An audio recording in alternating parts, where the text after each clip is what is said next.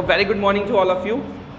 मैंने बहुत सारे कुछ मैसेजेस देखे जिससे मैं डिस्टर्ब भी हुआ, जिसमें हमारे ही कुछ एनडीए के स्टूडेंट जो ओवरऑल एनडीए एस्पिरेंट्स भी हैं, वो लोग ये कह रहे हैं कि सर पेपर पोस्टपोन कर देना चाहिए।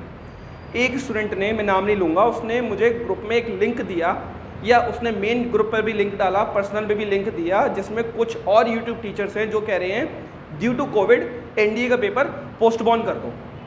पहली चीज़ मुझे आप लोग ये बताओ, जो एसएससी का पेपर है 2018 का पेपर का रिजल्ट अब 1 अप्रैल 2021 को आया है। कितने साल हो गए? 2018 पूरी निकल गई, 19 पूरी निकल गई, 20 पूरी निकल गई। मान के चलो 1 साल पेपर की प्रक्रिया में भी होता है तो 2 से 2.5 साल हो गए। 2.5 साल के बाद पेपर क्लियर होके आ रहा है। इसके अलावा आप लोगों ने रेलवेज़ का हाल देखा है, स्टेट बोर्ड्स का हाल देखा है।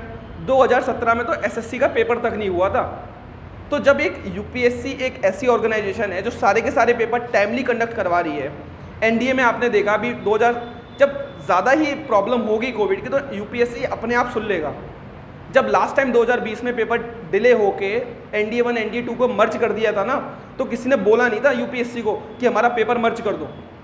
असली इंपॉर्टेंट बात यह है कि कल का पेपर है जिसकी वजह से आप लोग अब डिस्ट्रैक्ट हो रहे हो कि सर पेपर डिले करवाओ, ऐसे करो, ट्विटर पे मतलब ट्रेंडिंग चल रहे हैं। क्या मतलब है इस चीज़ का? This is all a bloody distractions, और जिसकी वजह से ना तुम लोग अपना पेपर बिगाड़ के आओगे। ये चीज़ याद रखना बहुत अच्छे से। तो मेरा बहुत क्लियर कट मैसेज है सबके लिए, इन फालतू डिस्ट्रैक्शंस में मत पड़ो।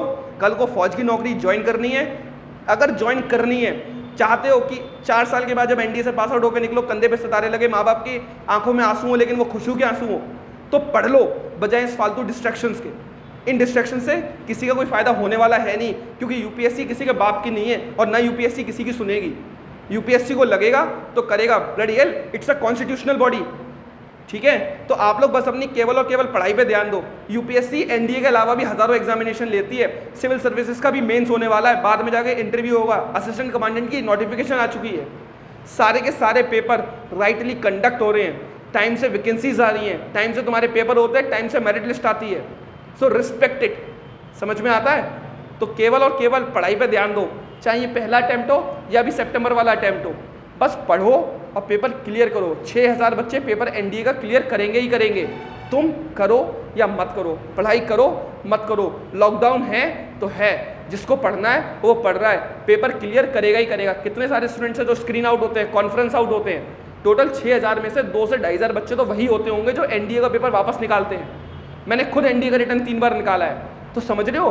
पहली बार जब मैं एनडीए के पेपर में घुसा, रिटर्न क्लियर किया, कॉन्फ्रेंस आउट हुआ, उसके बाद लगातार 2 बार मैंने अपना एनडीए का रिटर्न निकाला। मतलब मैं वो एक सीट ले गया जो शायद कोई और स्टूडेंट पहली बार क्लियर करता। तो जो 6000 की वैकेंसी है उसमें से कम 2500-3000 बच्चे वो होते होंगे जो स्क्रीन आउट, कॉन्फ्रेंस आउट होते हैं, और वही बच्चे रिपीट करते हैं। तो तुम्हारे लिए वैकेंसी कितनी बची? 3000 से 4000। उसके लिए भी तुम्हें मेहनत नहीं करनी, डिस्ट्रैक्शंस करने हैं, यूट्यूब पर ट्रेंडिंग करना है, ट्विटर पे ट्रेंड करना है। जो just go and study, and for all those aspirants जो सही से मेहनत कर रहे हैं, best of luck for your studies, best of luck for your examination. और कैसा हुआ ग्रुप में ज़रूर बताना, और अपना एनडीए के पेपर बिल्कुल काम माइंडेड दे के ज़रूर आना। ठीक है, बाय, जय हिंद।